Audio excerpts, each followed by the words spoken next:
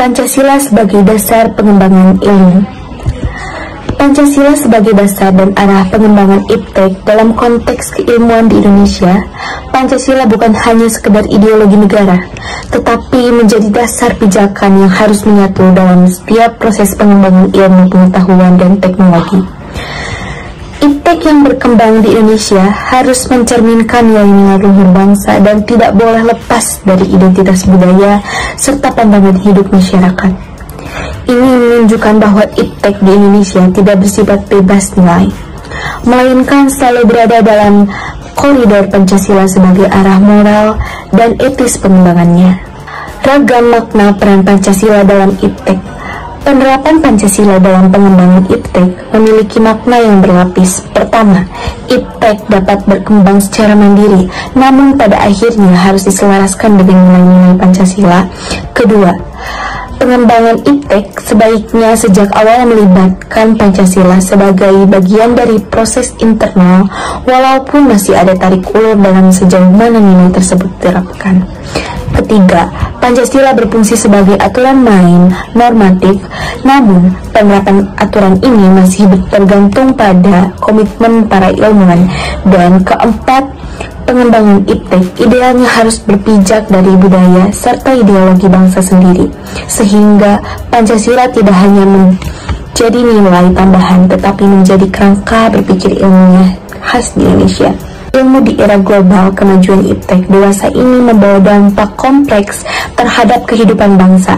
Kemajuan itu memunculkan perubahan nilai, gaya hidup, dan cara pandang masyarakat yang bertentangan dengan jati diri bangsa. Pancasila dibutuhkan sebagai dasar nilai agar keputusan ilmiah tidak tercabut dari akar budaya dan moralitas bangsa. Kerusakan lingkungan, ketimpangan sosial, dan hilangnya nilai-nilai gotong royong menjadi bukti bahwa IPTEK tanpa turunan nilai akan membahayakan kehidupan manusia.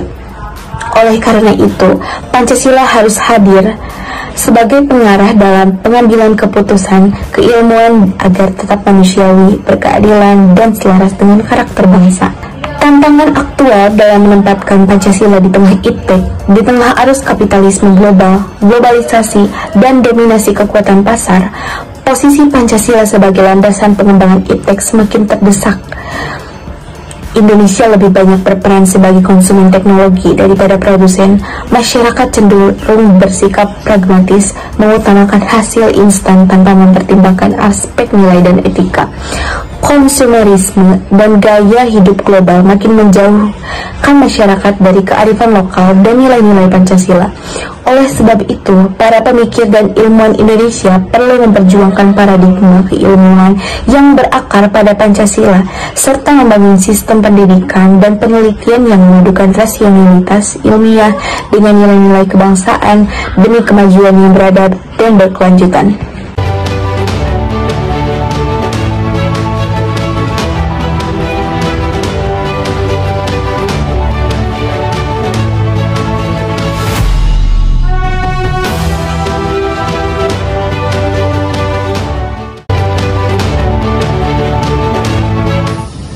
Matematika kerap dianggap pelajaran yang harus dikerjakan sendiri, penuh rumus dan berorientasi pada hasil akhir. Namun, dalam dunia nyata, terutama dalam perkembangan ilmu pengetahuan dan teknologi, pemecahan masalah justru lahir dari kolaborasi tim, diskusi ide, dan kerjasama lintas bidang.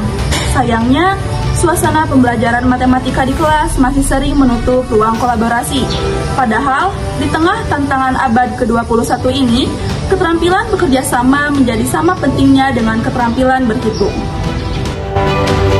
Di banyak ruang kelas, siswa masih belajar secara pasif. Diskusi jarang terjadi. Belajar dianggap tugas pribadi, bukan tanggung jawab bersama.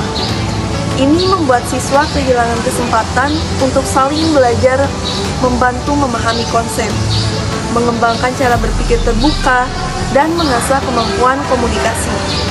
Tanpa kebiasaan kolaboratif ini, penguasaan IPTEK menjadi sempit dan terbatas.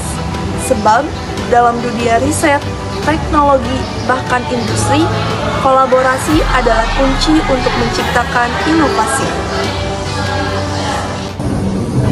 Nilai kolaborasi sejatinya telah tertanam dalam Pancasila. Sila keempat, kerakyatan yang dipimpin oleh hikmah kebijaksanaan dalam permusyawaratan, menuntun kita untuk terbiasa berdiskusi, menghargai pendapat, dan mengambil keputusan bersama.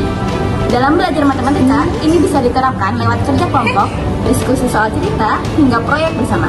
Sila ketiga, Persatuan Indonesia, memperkuat semangat kebersamaan di tengah keberagaman kemampuan. Dalam satu kelas, tiap siswa punya gaya belajar yang berbeda. Dalam kolaborasi, justru kekuatan tiap individu bisa saling melengkapi. Sila kelima, keadilan sosial bagi seluruh rakyat Indonesia relevan dalam konteks pembelajaran yang adil dan merata. Kolaborasi dalam matematika membuka ruang bagi semua siswa, bukan hanya yang pandai, tapi juga mereka yang masih belajar. Semua punya kesempatan untuk berkolaborasi dan merasa dihargai. Dalam konteks IPTEK, pendekatan ini mendorong terciptanya inovasi yang tidak elitis, tetapi berpihak pada kepentingan bersama. Teknologi yang dibangun dari kerja tim juga mencerminkan nilai gotong royong yang menjadi jati diri bangsa.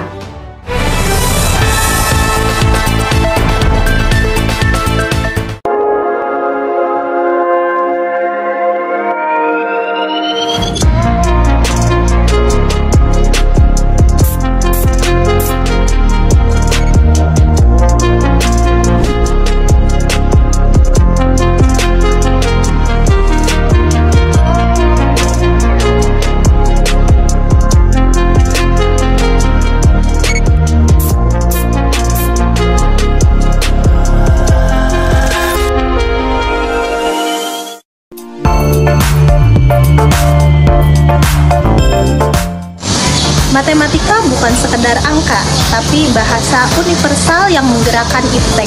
Namun, pengembangan IPTEK yang maju harus disertai dengan nilai-nilai kebangsaan.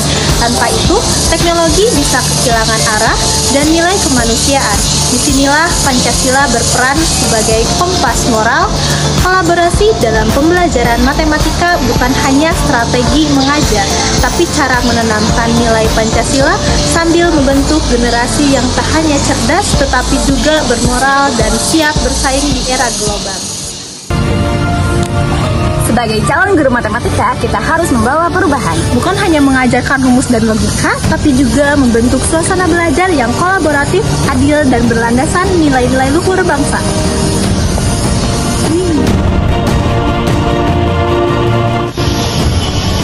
Pancasila harus ada dalam setiap aspek pendidikan, termasuk di dalam matematika. Mari kita wujudkan pembelajaran yang menyatukan ilmu dan nilai, etika dan logika, serta IPTEK dan Pancasila.